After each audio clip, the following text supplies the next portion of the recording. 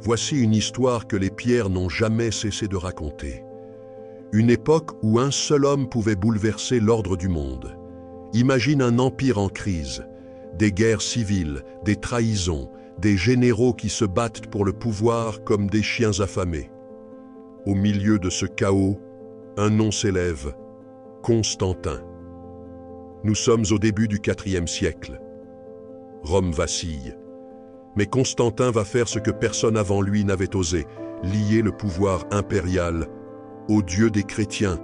Avant lui, être chrétien à Rome, c'était risquer sa vie. Après lui, c'est toute une civilisation qui va changer de visage. Mais avant d'être le grand, Constantin est un fils de général né en Illyrie. En 306, il est proclamé empereur par ses troupes, mais l'empire est divisé. Plusieurs prétendants se disputent le trône. Tout va basculer en 312 lors de la bataille du pont Milvius. La veille de l'affrontement, Constantin aurait eu une vision, une croix dans le ciel, et cette phrase en latin « In hoc signo vinces » « Par ce signe, tu vaincras ».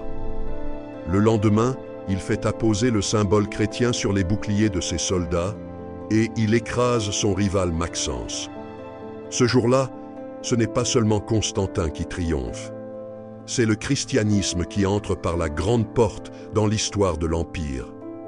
En 313, il signe l'édit de Milan qui légalise le christianisme, finit les persécutions. Commence alors une mutation lente mais irréversible. L'Empire romain devient chrétien. Mais Constantin ne s'arrête pas là. Il fonde une nouvelle capitale, Constantinople. Une ville taillée pour dominer l'Orient et défier les siècles. Une Rome chrétienne, tournée vers l'avenir. Son règne durera plus de 30 ans. Et au moment de sa mort, il franchira une ultime frontière. Il se fait baptiser, sur son lit de mort, scellant ainsi l'union entre le pouvoir impérial et la foi chrétienne. Constantin n'a pas seulement vaincu ses ennemis, il a changé la carte du pouvoir. L'histoire le retiendra comme l'empereur qui mit Rome à genoux devant la croix.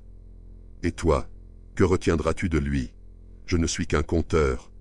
Je voyage et j'observe le cours de l'histoire. Revenez, et je vous la raconterai.